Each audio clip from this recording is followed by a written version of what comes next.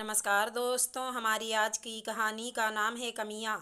नीलम आज दिया के ससुराल से उसके ननद नंदोई आ रहे हैं। इतवार को उनके बेटे का इंजीनियरिंग इंट्रेंस की परीक्षा है। तुम उनकी अच्छी खातिरदारी करना, वरना दिया की ससुराल में नाक कट जाएगी। नाश्ते के लिए भी बाजार से रेडीमेड आइटम मंगा लो। रात और दिन के खाने में भी कम से कम 2 सब्जी और मीठा ज़रूर परोसना। और हाँ, एक वक्त के खाने में पनीर ज़रूर होना चाहिए। ये नहीं कि सिर्फ लौकी, टिंडा और भिंडी परोस दिया। सासू माँ ने तो अपनी बेटी के रिश्तेदारों की खातिरदारी की लंबी फहरिस्त सुना दी, लेकिन नीलम चिंता में पड़ गई। महीने का आखिरी सप्ताह चल रहा है। सोचा था कैसे भी जुगत लगा महीना निकाल लेगी, क्योंकि इस महीने पहले ही 2 बार मेहमान आ चुके हैं। बच्चों की फरमाइश पर कुछ ना कुछ लंच में अच्छा बनाकर देना ही पड़ता है। सासू माँ तो बड़े हिसाब से महीने का राशन भरवाती हैं। बीच में कुछ मांगो तो 100 सवाल पूछ कर फिजूल खर्ची का ठीकरा उसके सिर पर फोड़ देती हैं। कितनी बार तो इन सब से बचने के लिए अपने बचत किए पैसों से किचन का सामान खरीद लाई है। फिर भी सुरसा की मुँह की तरह बढ़ती महंगाई में किचन चलाना भारी पड़ता था। रात को सारे हालात बता पति से पैसे मांगे ताकि आने वाले मेहमानों की खातिरदारी में कमी ना रह जाए। इस बार तो वो भी उसकी फिजूल खर्ची पर लेक्चर देकर ही पैसे दिए। नीलम की चाची इसी शहर में ट्रांसफ़र होकर आई थी। नीलम को उन्होंने कितनी बार बुलाया, लेकिन व्यस्तता की वजह से जा नहीं सकी थी। आज बच्चों को स्कूल भेजकर माँ बाबूजी का लंच तैयार किया और चाची के घर जाने का प्लान कर लिया। चाची के घर गई तो देखा डाइनिंग टेबल पर ढेरों सब्जियां फैली हैं। चाची उससे बातें भी कर रही थी और सब्जियों को साफ कर फ्रिज में रखती जा रही थी। चाची, आप इकट्ठे इतनी सब्जियां क्यों लाई हैं? क्या करोगी इनका? और ये खराब नहीं होंगी। पास में एक साप्ताहिक हाट है जहां गांव के किसान अपना उत्पाद बेचने लाते हैं। वो सस्ती और ताज़ी सब्जियां, लोकल फल और कभी मोटा अनाज भी ले आते हैं। वहीं से खरीद लाती हूँ। मेरे लिए तो ये सेहत भी है और बचत भी है। नीलम सोच रही थी कि चाची की बचत को लेकर समझ तो बहुत गहरी है। मैं तो हर समय किचन के खर्चे से परेशान रहती हूँ। चाची नीलम के लिए लंच बनाने लगी। उसने नोटिस किया खाना बनाने की सारी सामग्रियों को उन्होंने बड़े पैकेटों से निकाला।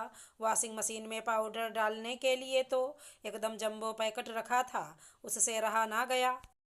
तो उसने चाची से पूछ ही लिया, चाची आप लोग तो घर में यहाँ सिर्फ 2 ही व्यक्ति हैं, फिर आप सब कुछ इतने बड़े पैकेट्स में लाती हैं, एक बार में कितना खर्च हो जाता होगा ना? एक बार में खर्च तो हो जाता है, लेकिन ये काफ़ी किफ़ायती होता है।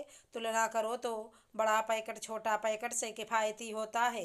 प्लास्टिक का प्रयोग कम कर हम पर्यावरण को भी प्रदूषण से बचाते हैं।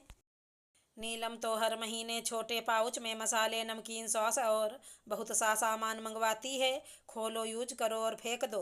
इतना संभाल कर रखने का झंझट कौन मोल लेगा? मतलब वो बहुत बड़ी गलती करती है।